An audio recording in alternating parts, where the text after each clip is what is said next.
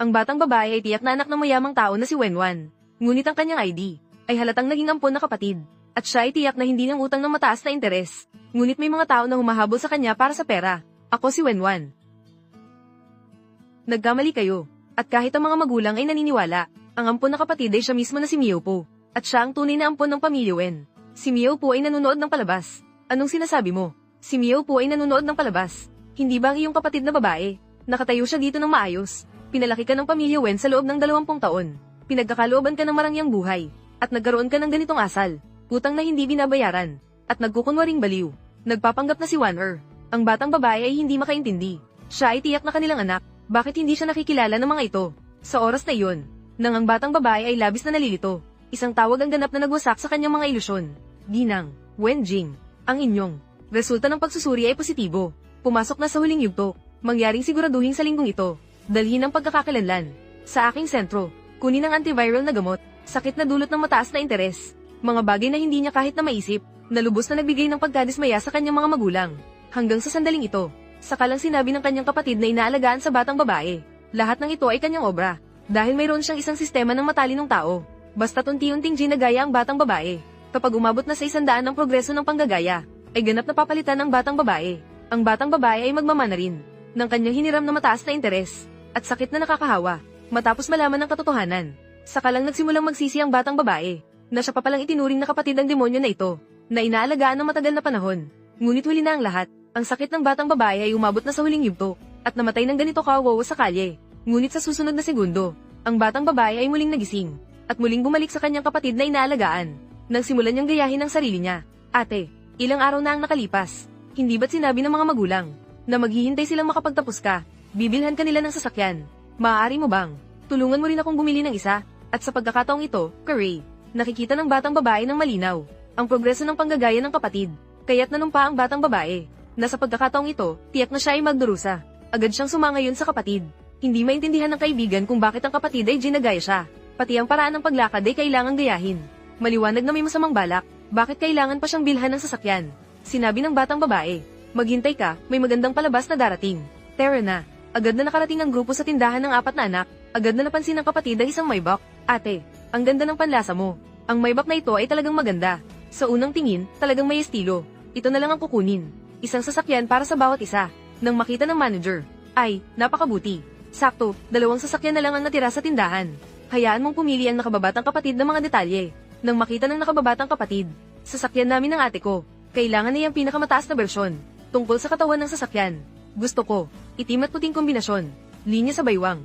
Dapat ay purong gawa kamay ang pagguhit. Ay nako, ang gulong na ito. Gusto ko ng pinalakas na gulong. Tungkol sa interior. Dapat, ganap na tunay na balat na paadya. Matapos ang masusing pagpili. Sa wakas, nasiyahan na ang nakababatang kapatid.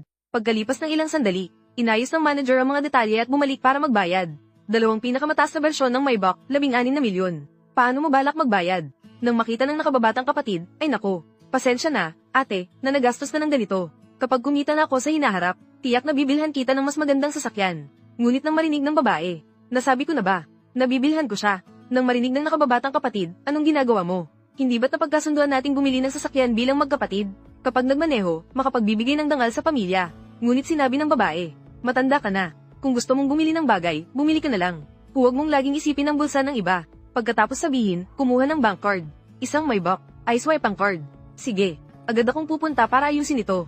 Sa pagkakataong ito, hindi natuwa ang maliit na tagahanga ng nakababatang kapatid. Akala mo ba, kapatid? Ano bang masama sa pagbili ng sasakyan para sa kapatid? Hindi naman ito milyon-milyon. Hindi naman kami walang kakayahan. Nang marinig ito ng babae, sabi niya, edi ikaw na lang ang bumili. Nang lumabas ang salitang ito, biglang naging tahimik ang lugar. At dito, naayos na ng manager ang transaksyon. Ibinigay ang susi ng sasakyan sa babae. Zuwei, Tara, dadalhin kita para mag-drive. Pagkatapos sabihin, ang 2 babae ay masayang umalis. Gayunpaman, kasabay ng kanilang pag-alis, nagbigay ng babala ang sistema ng nakababatang kapatid. Babala, bumaba ang halaga ng progreso ng panggagaya. Nang makita ng nakababatang kapatid, hindi pwede. Kailangan kong bumili ng kaparehong sasakyan. Kaya't nagsimula siyang mag-isip tungkol sa maliit na tagahanga, si Shizange. Gusto ko lang na magkaroon ng kaunting bagay kasama ang kapatid, na may kaunting pagkakapareho. Ano bang mali ko? Maaari mo ba akong pautangin ng kaunting pera? Gusto ko ring bumili ng Maybach. Nang marinig ng binata, iyon ay ilang milyon. Mayroon lang akong 500,000. Hindi sapat, pero hindi natatakot si Yang Mei nang marinig ito. Ang natitira, ako na ang bahala. Agad-agad. Walang pag-aalinlangan, kinuha ang bank card ng binata. Kinabukasan, isang maybak ang pumasok sa campus sa harap ng mga snowflakes ng maagang taglamig. Pumasok ito sa paaralan. Nang makita ito ng mga kaklase, nag-usap-usap sila. Tiyak na si Miss Wen yun. Ang sasakyang nabanggit kahapon.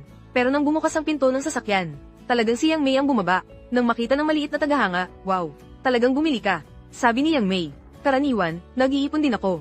Kaya't binili ko ito. Nang marinig ng kaibigan, ikaw, nag-iipon ka pa. Ang sasakyang ito ay nagkakahalaga ng 5 milyon. Sa tingin ko, hindi ka ba nang utang mula sa kung saan? Nang utang ka ba online? Anong sasakyan ang binili ni Warner? Bakit kailangan mo pang sumunod? Bumili ng eksaktong kapareho. Sobrang sapat na yon. Nang marinig ng kapatid na babae ang iyong sinasabi, ang sasakyang ito ay nakita ko na 6 na buwan na ang nakalipas. Siya ang nag-aral mula sa akin. Sa resulta, hindi pa natatapos ang kanyang sinasabi. Isang bagong maybak ang pumasok sa campus. Sa pagkakataong ito, isang babae ang bumaba. Agad na nagulat ang kaibigan sa babae. Sinabi na siya ay nag-aakusa na ginaya siya ng babae. Nang marinig ng babae na nag-aral ako mula sa kanya, siya ba ay karapat-dapat? Hindi ba? Pakiusap, tingnan niyo ng mabuti. Ang sasakyang ito niya. Totoo bang maybak ito? Matapos sabihin, lumakad siya patungo sa harap ng sasakyan ng kapatid na babae. Bigla niyang binuksan ang hood. Tingnan ang makina ng maybak. Wala man lang logo ng sasakyan. Sigurado ka bang ito ay original? Pagkatapos, binuksan niya ang kanyang sariling maybak. HOAYAM. Ang pagkakaiba ay masyadong malaki, hindi ba? Ang binili ni Wenjing ay hindi kaya. Peking produkto. Pagkatapos ay sinabi, kung ang pagtingin sa labas ay hindi sapat, kaya tingnan natin ang loob. Random na binuksan ang 2 pinto ng sasakyan. Nang makita ng kaibigan, wow, saan mo nakuha ang lumang sasakyan na ito? Sabi ng nakababatang kapatid, gusto ko ang ganitong simpleng estilo. Nang makita ng babae, matigas pa rin ang kanyang dila, sa gitna ng usapan. Hinawakan ang simbolo ng maybak ng nakababatang kapatid.